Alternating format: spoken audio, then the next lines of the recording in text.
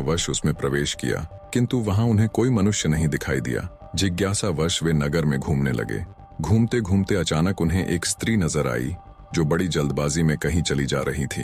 राजकुमार ने उससे कुछ पूछना चाहा, किंतु वह आगे बढ़कर चुपचाप एक महल की सीढ़ियों पर चढ़ गई। ऋतुध्वज ने भी घोड़े को एक जगह बांध दिया और जिज्ञासावश उसी स्त्री के पीछे पीछे महल में प्रवेश किया। भीतर जाकर देखा तो सोने के बने हुए एक विशाल पलंग पर एक अति सुंदर कन्या बैठी है जो अपने सौंदर्य से रति को भी लज्जा रही है। दोनों ने एक दूसरे को देखा और दोनों का मन परस्पर आकर्षित हो गया।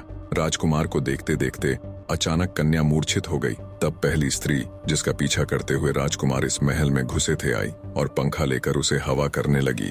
जब वह कुछ होश में आई तो राजकुमार ने उसकी मूर्छा का कारण पूछा, पर लज्जावश वो कुछ भी न बोली और सखी के कान में कुछ फुसफुसाई। राजकुमार की तरफ देखते हुए उसकी सखी ने बोलना प्रारंभ किया, प्रभु, देवलोक में गंधर्वराज विश्वावसु सर्वत्र विख्यात हैं। यह सुंदरी उन्हीं की कन्या मदालसा है। एक दिन जब यह अपने पिता के बाग में घूम रही थी, तभी पाताल केतु नामक दानव ने अपनी माया फैलाकर इसे हर लिया और इसे यहाँ पाताल में ले आया। पाताल केतु का निवास स्थान यहाँ से थोड़ी ही दूर है। पाताल केतु ने कहा है, मदालसा अगर राजी हो, उसकी बात मानती है तो ठीक, वरना आगामी त्रयोदशी को वह इसके साथ जबरदस्ती विवाह करेगा। पर मेरी सखी उस राक्षस के साथ विवाह करने से पहले मरना पसंद करेगी। कुछ दिन पहले ही की बात है जब मदालसा ने आत्महत्या का प्रयत्न किया था। उसी समय कामधेनु ने प्रकट होकर कहा, बेटी, वह नीच दानव तुम्हें नहीं पा सकता। मृत्युलोक यानी पृथ्वी लोक में जाने पर उसे जो अपने बाणों से बींध डालेगा वही तुम्हारा पति होगा।